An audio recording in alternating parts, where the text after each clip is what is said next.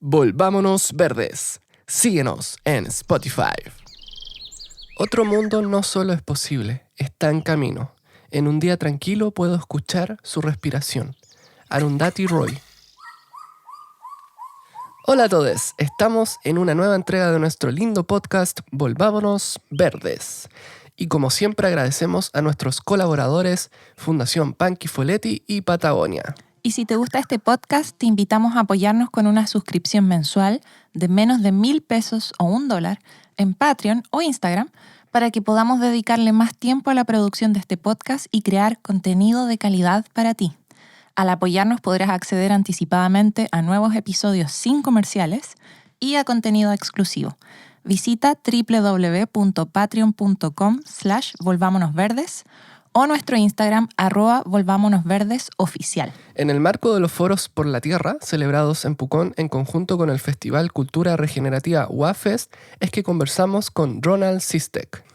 Ronald es CEO de la consultora Co-Consulting, Coherencia Organizacional y director de la Fundación KWOK. Se ha adentrado en los temas de pensamiento sistémico, ecología profunda, permacultura, regeneración, neurociencias cognitivas, teorías del cambio, sistemas complejos aplicados a sistemas humanos y mucho más. Sin más preámbulos, vamos con la conversación.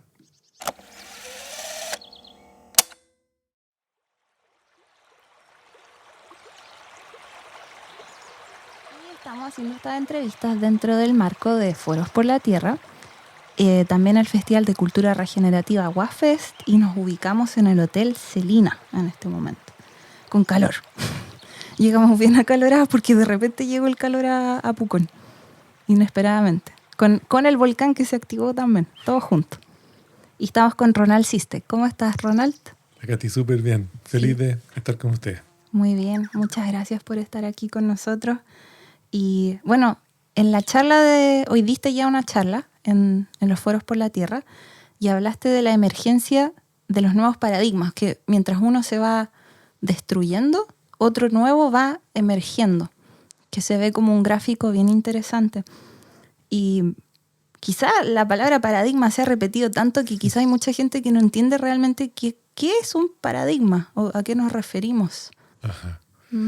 Sí, bueno, un paradigma tiene muchas dimensiones, pero fundamentalmente hay tres que yo por lo menos considero muy relevantes, que son la dimensión de las prácticas, la dimensión de las ideas y estructuras que acompañan a esas prácticas, y una tercera que es central para que el paradigma pueda durar en el tiempo, que tiene que ver con las éticas asociadas a las prácticas y a las ideas y estructuras. Entonces, y esto para que se entienda mejor, o sea, todo ser humano permanentemente va modificando sus paradigmas en la medida que va evolucionando su vida. Entonces es muy fácil darse cuenta cuando si uno ha tenido un proceso de cambio más o menos relevante, normalmente lo que cambian son paradigmas, porque los paradigmas son los que producen las condiciones para tomar decisiones. Entonces y existen en distintos niveles de escala y en distintos niveles de profundidad. Entonces hay paradigmas que son muy relevantes y hay también un trabajo de microparadigmas que se van modificando todo el tiempo, ¿no? Como parte de este como movimiento evolutivo en el proceso de vivir. ¿Y tiene que ver con la visión de mundo que uno tiene o la concepción del mundo? Sí, hay muchos que describen un paradigma como una visión del mundo. Entonces los paradigmas... Como cuando se creía que la Tierra era plana, eso era un paradigma, por ejemplo. Pero eso es quizás algo más allá. Es buena ¿cómo se llama? La pregunta, porque más allá de los paradigmas hay como un nido más grande, probablemente que tiene que ver como con las cosmologías, como un poco con las metahistorias que sostienen como nuestra mirada más grande, ¿no? Entonces, por eso, cuando la gente pensaba que la Tierra era plana, era más bien una cosmología, porque representaba un tipo de pensamiento donde era posible que eventualmente un Mesías apareciera y todo el mundo lo pudiera ver. Eso geométricamente, la condición es que esté plano para que todo el mundo simultáneamente pueda ver al Mesías, ¿no? Entonces, todas esas ¿cómo se llama? Visiones del mundo más grandes son cosmologías. Yo diría que los paradigmas pueden tener un tamaño un poquito menor, pero hay paradigmas que son muy relevantes, ¿no? Entonces, y que los paradigmas probablemente condicionan la manera en que cómo pensamos. ¿Sí? Y eso puede ir cambiando siempre. O sea, me imagino que lo normal es que eso vaya mutando, que no se mantenga estático. Exacto. O sea, probablemente, o muchos, y aquí también como que recurro a la experiencia personal de cada uno de los que pueda escuchar esto, es que cuando nos alejamos de ciertas personas es porque muchas veces nuestros paradigmas empiezan a diverger. Y entonces ya como los condicionamientos fundamentales o los tipos de pensamiento más fundamentales van variando y como que uno deja de tener un interés, ¿no es cierto?, común. Sí. Y tú empiezas a tener intereses comunes con otras personas, ¿no? Entonces, eso normalmente ocurre cuando van modificándose y evolucionando los paradigmas. Y hablando a gran escala y a nivel global, muchos decimos que el paradigma actual a nivel global está muriendo y que uno nuevo tiene que renacer. Pero, ¿cómo reconocemos eso? O sea, quizás para alguna gente estamos hablando puras locuras. Y te van a decir, ¿qué tontería estás hablando? ¿De colapso? ¿De qué estás hablando? ¿Cómo nos podemos dar cuenta de eso? Sí. Sí, quizás es como bueno partir de antes, en el sentido, porque lo que tú estás describiendo como este momento en el que estamos es claramente un momento de cambio profundo, porque hay paradigmas que les podríamos decir los dominantes, los que dominan como los escenarios macro, donde vemos que hay muchos de estos paradigmas, como el paradigma económico, como el paradigma, digamos, del estado ecosistémico, que vemos que está en un estado de sobrecarga y colapsando de muchas maneras y en muchos lugares. Y eso representa una visión del mundo o un paradigma que está empezando a decaer, ¿no? Entonces, quizás como para poder explicarlo mejor, todo paradigma nace y crece hasta que llega un momento en que empieza a tiritar, en el sentido de que se empiezan a ver como inconsistencias, y luego ese paradigma decae y la manera como decae es variable. Y el paradigma actual de pensar que estamos viviendo en un planeta finito, pero queremos crecer infinitamente dentro de un planeta finito, es un paradigma que es el paradigma que domina el sistema económico y político o geopolítico, y eso se está cayendo a pedazos, ¿sí? Entonces, al mismo tiempo que cuando empieza a tiritar, empiezan a aparecer luces de nuevos paradigmas que inicialmente coexisten, paradigmas emergentes con paradigmas dominantes. Y eventualmente cuando cambia las éticas asociadas a esos paradigmas, como te decía al principio, es posible de que alguno de estos paradigmas emergentes pueda como sostenerse en el tiempo. Pero esto que estamos viviendo no es la primera vez que lo estamos viviendo. Hemos vivido probablemente 2 grandes cambios paradigmáticos muy radicalmente importantes, que quizás valdría la pena comentarlos. Que el primero es el paso de ser cazadores-recolectores a ser agricultores. Sí.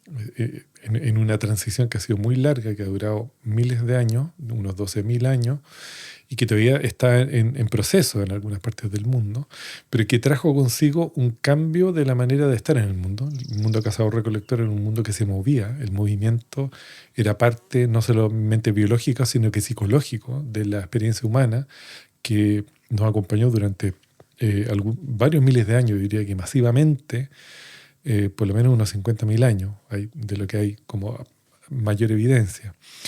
Y el paradigma de los cazadores-recolectores desde la perspectiva económica era una economía de retorno inmediato y al mismo tiempo una economía del regalo. Hay harta evidencia de que había estas 2 maneras de hacer economía a esa escala, ¿sí?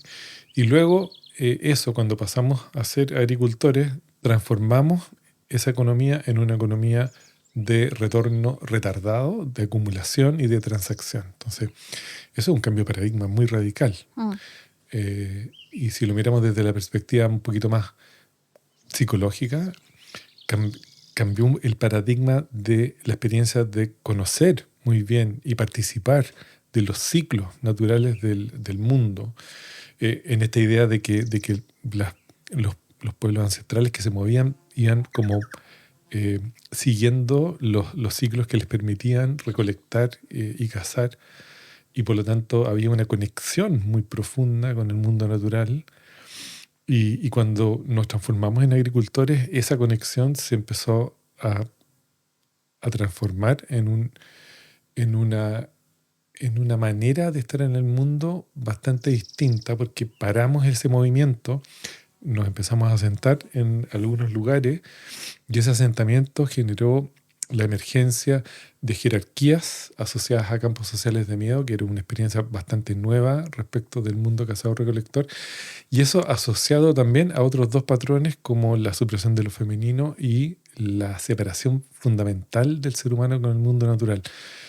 Y ese paradigma, que algunos autores llaman ese cambio al gran olvido, porque pareciera que se nos hubiera olvidado eso que empezamos a construir hace unos 12.000 años atrás. Y eso ha evolucionado en el tiempo y se ha integrado con un paradigma que nos ha como regalado, por un lado, cosas interesantes, mucha tecnología, muchas, como de alguna manera, bienestar, pero a costa de daños en el largo plazo de los ecosistemas muy grandes. Y entonces este paradigma de una sociedad de crecimiento industrial que se fundamenta en un pensamiento de que podemos crecer infinitamente en un planeta que es finito, es como, diría, el segundo gran cambio paradigmático que hemos tenido como civilización desde la mirada occidental. Y entonces ahora se nos presenta un escenario muy complejo, en el sentido de que estamos en un escenario de sobrecarga y colapso que ya no se puede sostener. Entonces, estamos en la mitad de un tercer gran cambio paradigmático, donde vemos muchas expresiones de regeneración aplicada a muchos dominios del hacer humano, que da alguna esperanza de que podamos generar una transformación profunda, pero bueno, no sabemos si lo vamos a lograr o no. Siempre esa es la cosa, que uno no sabe. No sabe, como que uno puede soñar, imaginarse, pero no sabe qué es lo que va a pasar. Pues, y si uno ve las noticias ahora, aparentemente se está todo destruyendo y estamos en la calamidad, pero claro, es posible esa emergencia de algo nuevo que no se sabe qué va a ser. Exactamente. Entonces está en el... O sea, el ser humano creó esta manera de estar en el mundo, por lo tanto puede crear una manera distinta, ¿sí? Y entonces, claro, hay una buena pregunta es, bueno, ¿qué es lo que queremos sostener, ¿no? en el tiempo? Entonces, si es que la opción va a ser la vida, probablemente vamos a poder diseñar un paradigma nuevo. Y si no optamos por la vida y optamos por este hacer de crecer infinitamente, bueno, vamos a generar otra desenlace que probablemente va a ser un poco más doloroso. Y quizás eso, o sea, sin como categorizarlo, muchas veces el ser humano cambia cuando el dolor de cambiar es menor que el dolor de permanecer igual. Y en ese sentido también quizás se abre una posibilidad para el ser humano para poder generar las transformaciones que no pudimos hacer por amor. Bueno, quizás las hacemos por dolor. Claro, es que el dolor de permanecer igual es muy grande y va a seguir aumentando, pues si seguimos como estamos. Ya se ven, habías mostrado en tus charlas, ¿no?, las migraciones, la producción de basura, la basura que no solo está llegando al mar, sino que está volviendo a entrar dentro de nosotros mismos, porque ahora tenemos basura, plástico dentro de nuestros cuerpos. Sí, es muy impresionante. Sí, todo eso es impresionante, el cambio climático, cómo se está derritiendo la Antártida, ¿no? Si es una cuestión, claramente no podemos seguir igual. Hay personas que creen que sí todavía, y que están, muchas personas en otros podcasts que escucho hablan de la descarbonización, que está muy bien.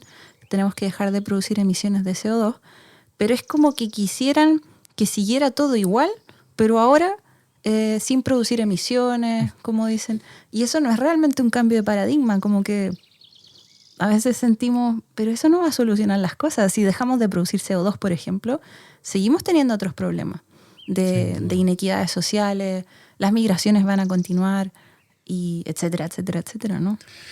Sí, hoy día hay un concepto que a mí me gusta harto, que es el de metacrisis, ¿no? Que implica que hay múltiples crisis ocurriendo simultáneamente.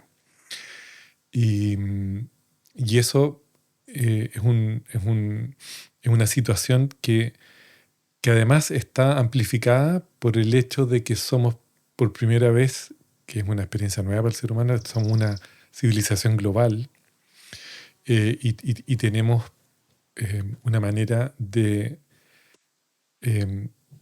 crear valor que está hipervinculada entre todos los continentes. Entonces todas las cadenas de suministro están totalmente hipervinculadas y son globales. Entonces descarbonizar es un aspecto, ¿no es cierto? Pero probablemente el tipo de transformación que se va a requerir va a implicar necesariamente una especie de decrecimiento, porque no podemos crecer exponencialmente e infinitamente en un mundo que es finito y que tiene procesos económicos que son más bien lineales o geométricos, pero nunca exponenciales. Entonces, si eso le sumamos a su vez el riesgo de la administración del poder nuclear, si a eso le sumamos los desarrollos de tecnologías exponenciales en biotecnología, en nanotecnología, que son tecnologías que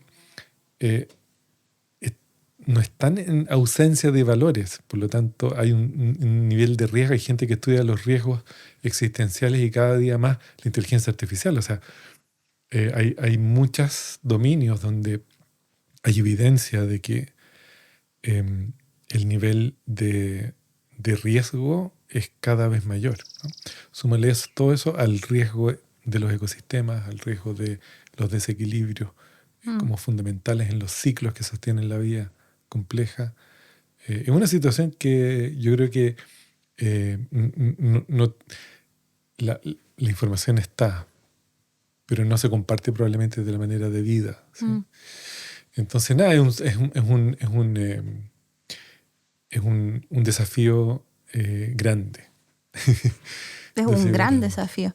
Y la otra vez, yo siempre tenía estas como crisis personales que veo que no, el mundo no va bien desde pequeña. Y la otra vez mi mamá le tocó tener esa crisis. De repente mi hijo Katy fue al vertedero de aquí de Pucón y vio toda la basura. Y por primera vez como que el verlo la hizo sentir eso como de, estamos mal. Me dijo, no, ¿cómo puede ser que produzcamos esta basura y esté toda aquí tirada? Y que después tiremos el agua con caca al lago y tenemos el lago contaminado. Como que de repente se dio cuenta de todo eso y le suma el cambio climático, etcétera, etcétera. Y le dije, claro, así es como me he sentido siempre, mamá. Entonces, de repente uno quizás ve esa... Es fuerte ver esa realidad, quizás con lucidez, como dice Juan Pablo Orrego, lucidez implacable. Y después tienes que pasar por un proceso de dolor, me parece, ¿no? O sea, eso también lo dijo en las charlas Rodrigo Calcañi. Nos va a tocar sentir mucho dolor porque amamos. Y entre tú más amas, quizás más dolor vas a sentir por todo lo que se está perdiendo en este momento. Sí. Sí, yo creo que el dolor es una herramienta súper interesante en ¿cómo se llama? En los procesos de transformación. Entonces, por eso que digo que si no es por amor, va a ser por dolor. Pero es bueno abrirse, claro, como a experimentar eso, porque eso ayuda a ver el otro lado, ¿no? El lado de la belleza que significa estar vivo, ¿no? En un planeta con una biosfera, con naturaleza, con diversidad. Entonces, el dolor sirve para reconocer la belleza de la coexistencia, ¿no? De coexistir con muchas especies y de manera totalmente hipervinculada. Y quizás no hay que tenerle miedo al dolor, ¿no? Exacto. O no hay que cerrarse, eso me parece. No hay que cerrarse. El dolor abre muchas puertas. Sí. Y te tenía una noticia bonita que había escuchado otro podcast donde hablaban del tema del cambio climático y fue la reunión internacional de las Naciones Unidas, Asamblea General me parece, en Estados Unidos. Y ahí alguien hizo una especie de estudio de donde se preguntó por qué las personas hacen lo que hacen, por qué el activismo, por qué van a las COP a hacer estas discusiones, por qué te motiva querer cambiar el mundo. Y decían, la razón última es por amor. Y eso lo estudió un científico y dijo, la razón que nos mueve es el amor. Ya seas político que quiere hacer las cosas bien o un activista. Eso fue bien bonito de que en el fondo la gente eso lo entiende. Sí, pues.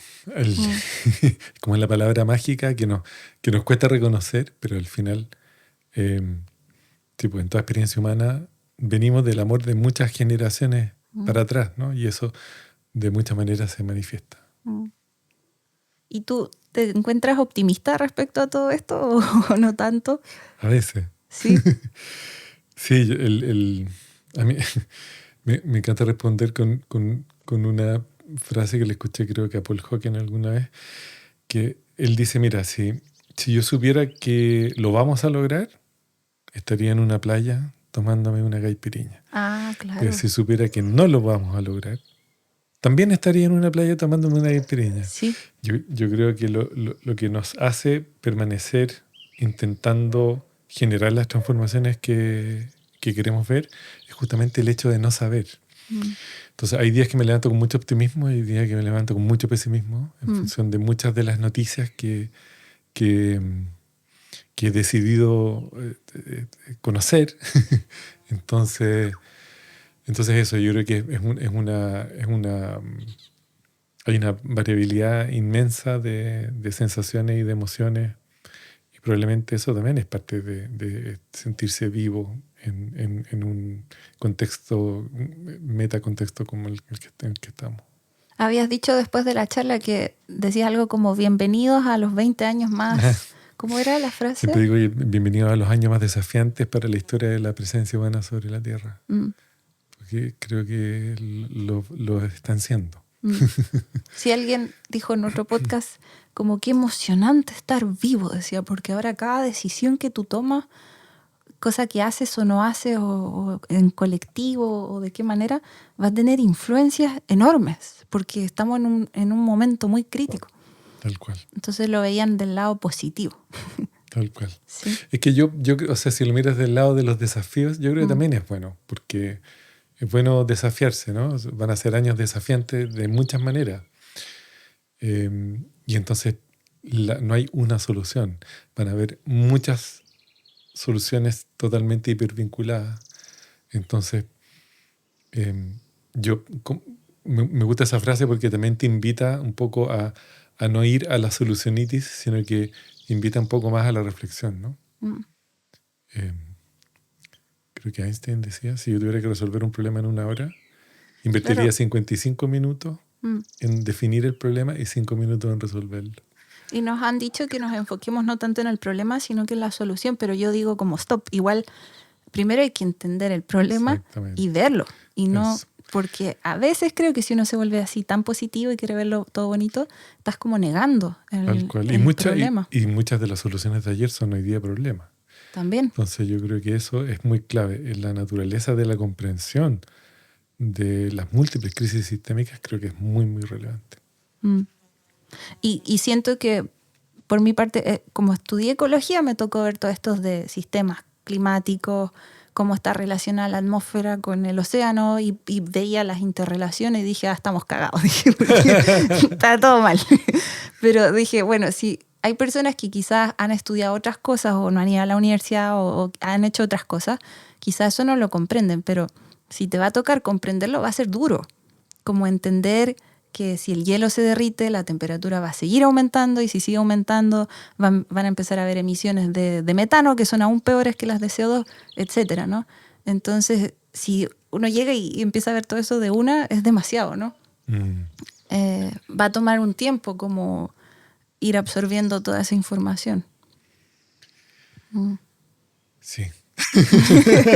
Y sentir dolor, quizás. Sí, bueno, es bien difícil como saber lo que va a pasar, pero lo que sí puedo estar, a propósito de la ecología de todo, es que yo creo que lo que creemos que va a pasar, o sea, van a pasar miles de cosas más de las que nosotros creemos que van a pasar. Tanto buenas como malas.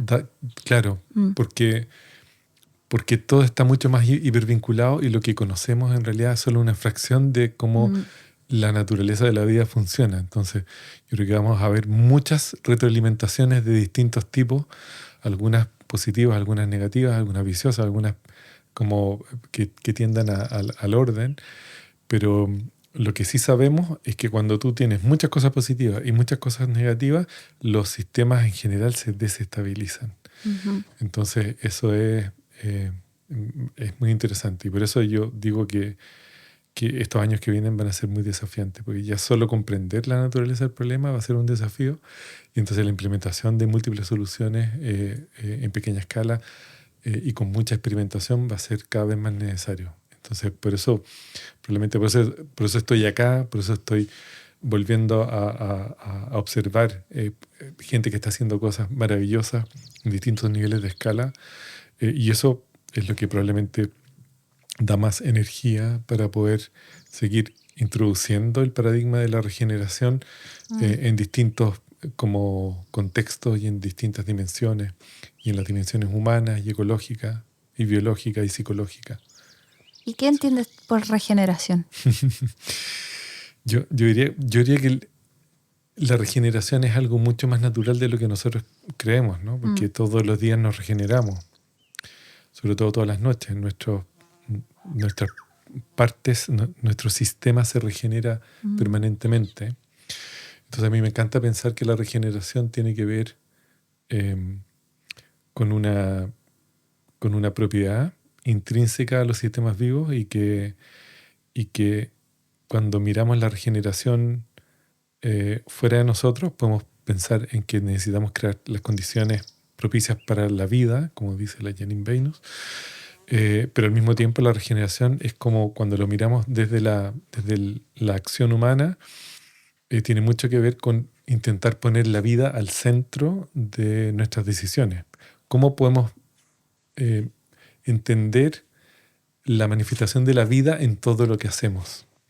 Yo creo que la regeneración tiene que ver con eso, y para que eso suceda, necesariamente tenemos que ver un proceso de reconciliación entre el ser humano y mundo natural, que, como viste en la presentación, es un proceso del cual tenemos miles de años de experiencia de separación. Entonces tenemos que entender de que el ser humano no puede vivir dentro de una biosfera que la sostiene si está permanentemente estresando y degradando esa biosfera. Entonces si logramos comprender de que no hay nada como algo separado de otra cosa, si logramos comprender de que la separación es una ilusión, si logramos comprender de que hay múltiples ciclos que sostienen la vida compleja sobre la Tierra y el ecosistema humano es uno de esos sistemas complejos, es muy difícil entender la regeneración si es que no logramos comprender de que no hay separación entre nada. Ni entre nosotros con nosotros mismos, ni entre nosotros con el otro, ni entre nosotros con el sistema mayor que nos sostiene. Qué bonito. ¿Y la regeneración también puede tener algo que ver con el descanso? Como decías, cuando dormimos nos regeneramos. Sí, muchas veces para regenerar hay que dejar de hacer. Y por eso es que todos los movimientos de conservación también son muy necesarios para poder frenar de muchas maneras eso que no dejamos de hacer, ¿no? Claro. Entonces... Estamos en el hacer. Claro. Entonces, sí, una parte de la regeneración tiene que ver con el dejar de hacer. Otra con la de restaurar, y otra con la de volver a generar las coherencias para que los sistemas vivos puedan seguir manifestándose en toda su manifestación de belleza y abundancia.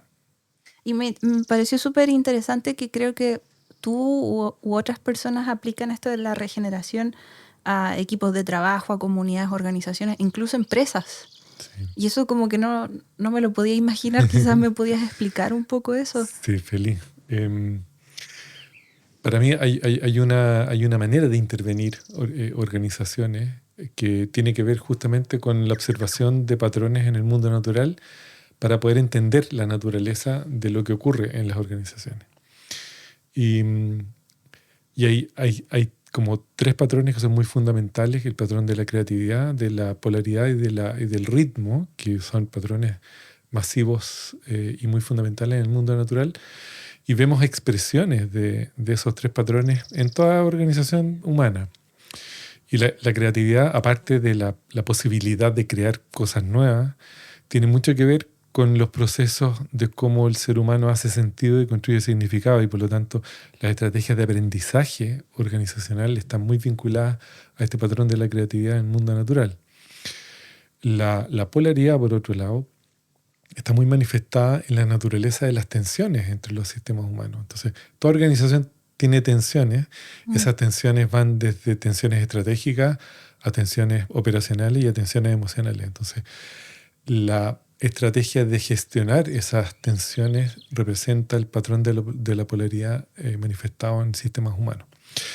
Y después el ritmo, ni qué decir, ¿no? O sea, el ritmo está manifestado en cómo el ser humano opera dentro de las organizaciones, y vemos muchas maneras en que estamos operando donde nos sobrecargamos y nos quemamos de alguna manera. Entonces, hay un principio que te regala este patrón del ritmo, que tiene que ver con cómo se genera una armonía entre la eficiencia y la resiliencia de los sistemas humanos dentro de las organizaciones. Y desde esa perspectiva hay muchas cosas que hacer, desde preguntarse la efectividad de las reuniones de trabajo, la duración, la naturaleza de cómo funciona las reuniones son un microcosmos de la cultura organizacional. Entonces, si tú trabajas la naturaleza de las reuniones, estás trabajando a un nivel más macro dentro de las organizaciones también. Entonces, todo lo que tiene que ver con gobernanza, con estilos de liderazgo, con estrategia, son todas manifestaciones del ritmo también dentro de las organizaciones. Entonces, uno dice, chuta, no tiene nada que ver. En realidad tiene mucho que ver, y yo he aprendido mucho desde el mundo natural en cómo observar comportamientos dentro de las organizaciones y maneras y procesos y una serie de fenómenos organizacionales donde me ha servido mucho. Por un lado, ¿no? Y ya que tú estudiaste ecología, vemos la naturaleza de la coevolución en los ecosistemas. Se produce fundamentalmente por mutación genética, por recombinación y por simbiosis. Y esas 3 procesos tienen su espejo dentro de los contextos sociales. Entonces es muy interesante también cómo poder sumergirse dentro de estos procesos coevolutivos del mundo natural y poder llevarlos a los campos sociales organizacionales. Esto resumen de unos 12 o 13 años de reflexión y de experimentación en distintas escalas y en distintos tipos de organización. Y una organización o un grupo o una empresa tiene que tener también esa conciencia de que ellos son parte de un sistema mayor, ¿no? De que están dentro de una biosfera, por decirlo. Idealmente, lamentablemente, casi todas las operaciones de empresas en todos sus tamaños, todas funcionan con un nivel de externalidad negativa. O sea, todas producen algún tipo de daño, y esa externalidad normalmente no está internalizada en los costos. Por lo tanto, la mayoría de las organizaciones hoy día, si no todas, funcionan con un nivel de subsidio que lo paga el mundo natural, las futuras generaciones y las comunidades más marginales. Entonces, esa conciencia que tú dices, yo creo que es clave para poder entender que todos los sistemas organizacionales están anidados en sistemas que los contienen, ya sea locales, bioregionales y biosféricos. Claro, porque, bueno, como viniendo del mundo de la ecología y del activismo, quizá uno tiende a ver a las empresas especialmente como los malos. Ellos son los que vienen y destruyen todo y quieren sacar ganancias de eso. Y Y quizás las empresas también tienen un rol que jugar en todo esto, ¿no? Especialmente si uno ve en la descarbonización, un rol muy importante el que tienen. Sí, esa es mi apuesta. Es como, porque elegí un lugar difícil para poder visibilizar esto, pero al mismo tiempo me he ido dando cuenta de que las organizaciones están formadas por personas. Claro, eso es lo que siempre Y las he pensado. personas, claro, y todos colectivamente, seas empresa o no, generamos resultados colectivos que nadie quiere, entre todos. Y yo creo que desde el mundo organizacional, yo creo que hay mucho que hacer. También es un mundo que tiene que cambiar radicalmente un montón de cosas. Y por lo tanto, mientras más podamos estar funcionando dentro de ese ecosistema, vamos a tener más posibilidades de transformarlo antes. Entonces,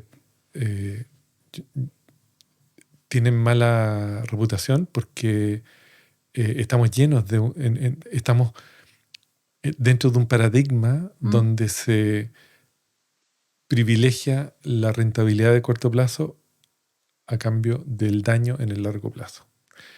Y eso tiene que modificarse radicalmente, ojalá en el menor tiempo posible. Claro, la noción de empresa u organización va a tener que modificarse, como tú decías, quizás desde adentro, para ser parte del nuevo paradigma que no sabemos cuál va a ser, porque si no, no va a funcionar. Sí, y cuando te hablaba de mutación genética, la mutación genética en el mundo organizacional se puede lograr desde una resignificación de los propósitos organizacionales. Entonces, tú puedes modificar hacia una dirección de viaje más regenerativa el propósito de tu organización. Y ya que el propósito no sea solamente beneficio económico de corto plazo, sino que además incorpore a todos los stakeholders que participan de tu operación, incluyendo al mundo natural, a las comunidades más marginales, a las futuras generaciones. Imagínate cómo sería el mundo si es que dentro de los directorios participaran más niños, la mirada de comunidades ancestrales, la mirada de la naturaleza misma, como lo hizo Patagonia, que lo consideró a uno de los principales accionistas. O sea, se puede hacer, ¿no? Ya hay evidencia de que se puede tomar un camino con un poquitito más de coherencia entre dejar un mundo mejor que como lo encontramos y participar activamente de una economía. Quizás yo no entiendo nada de esto, pero recuerdo que las empresas, ¿no? Cuando hay inversores, creo que las empresas están obligadas a producir el mayor beneficio económico para los inversores, algo así. Quizás eso también es parte de las cosas que hay que reestructurar, como que ya no se muevan solo pensando en el beneficio continuo económico. Sí. Sino... Bueno, eso también ha ido evolucionando, ¿no? Hay toda una época donde el tema era mejorar, ¿no es cierto?, la rentabilidad para los accionistas. Pero después se amplió al mundo de todos los stakeholders, de todos los actores que participan. Y ahora está volviendo a evolucionar con toda esta mirada más de propósito, y ojalá de propósito con apellido regenerativo, para que eso esté al centro de la operación del negocio. Porque en algunas muy buenas experiencias que hemos tenido, hemos visto que cuando se modifica eso, el resultado económico es una consecuencia lógica de hacer bien las cosas. Claro. Y no el propósito único y original a costa de cualquier cosa, sino que es al revés, ¿no? Es como cómo podemos generar un proceso coherente con la biosfera, y entonces el resultado económico es una consecuencia de eso, porque la gente prefiere tu producto o prefiere tu servicio en comparación con otros. Y eso está cambiando, y la gente está cada vez más educada en términos de ¿a quién voy a preferir? Si voy a preferir un producto que es beneficioso para el ecosistema mayor o no, o es beneficioso para ciertas comunidades o no, o a empresas que están como repartiendo esa rentabilidad con sus mismos proveedores, o con sus mismas comunidades que ayudan a generar parte de los procesos productivos, etc. Estoy pensando hartas cosas, pero todavía no las puedo sacar no tengo las palabras, pero lo voy a dejar ahí para consultarlo con la almohada sobre todo esto. Pero sí entiendo perfectamente cuando decías que las empresas están conformadas por personas, porque nos ha pasado que hemos dicho todas las personas somos responsables, por ejemplo, en esto del cambio climático, y gente nos ha dicho, no le eches la culpa al individuo, porque la culpa es de las empresas. Y yo, sí, pero las empresas están conformadas por personas. Entonces, si este mensaje le llega a alguna de esas personas que están dentro de la empresa, Coca-Cola o cual sea, quizás van a empezar a cambiar las cosas por dentro. Como que a veces la gente cree que las empresas son como un ente con conciencia propia, malvado, que está ahí. No, son personas. Exacto. Sí, yo, por lo que me ha tocado ver, siempre hay un lugar donde aparece una pequeña grieta o posibilidad por donde pueda entrar la transformación. Y bueno, yo soy un optimista de que eventualmente podemos avanzar hacia un lugar mejor. Interesante. Y bueno, ya estoy llegando quizá al final de mis preguntas que tenía, pero me gusta mucho esa frase que dices de somos una manifestación de la naturaleza teniendo una experiencia humana, que es bien espiritual, creo, esa frase, ¿no? Sí, bueno, probablemente ha sido parte de mi entendimiento en el tiempo, ¿no?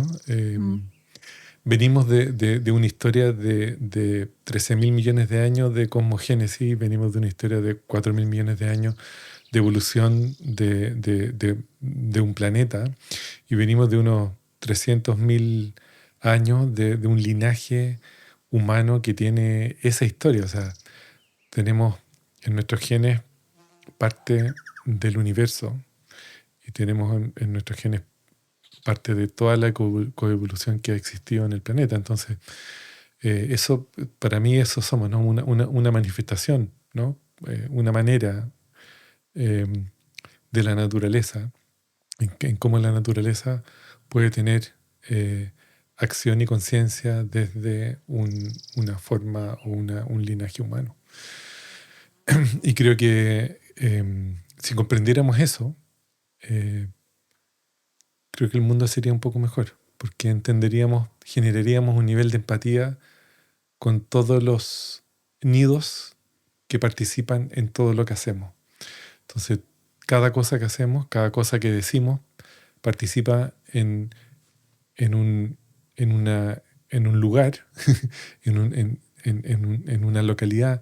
Esa localidad participa en una región, esa región participa en una bioregión que sea un poco mayor, y esa bioregión participa en la biosfera completa. Entonces, esta idea de que esa manifestación de la naturaleza ocurre en sistemas anidados, creo que es súper relevante. Quizá con esa idea podemos terminar.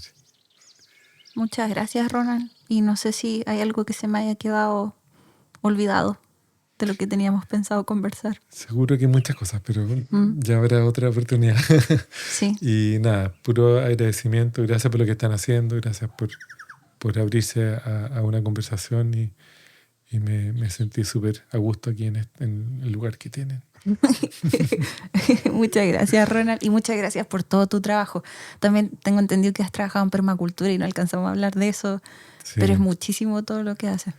Muchas gracias. Sí, la permacultura ha sido parte del camino y parte también de un despertar y una reconexión con el mundo natural, que para mí ha sido un súper regalo, ¿no? Y así que aprovecho de saludar a todos, a los amigos del Manzano, a la Javi y a Griffin, que fueron grandes maestros y son grandes amigos hasta el día de hoy, después de varios años, unos 12 años que estudié con ellos. Así que y siempre están como muy presentes, ¿no? En todo lo que hago, y creo que también me regalaron una manera de compartir desde un lugar como muy, muy conectado, y eso ha sido un regalo para mí. Muchas gracias, Ronald. A ustedes. Gracias, Seba. Gracias, Seba. Gracias, Katy. Agradecemos a nuestros colaboradores que son Patagonia, una reconocida marca de ropa outdoor que se ha esforzado por ser más que tan solo una marca de ropa. Actualmente donan el 1% de sus ventas totales a grupos ambientalistas.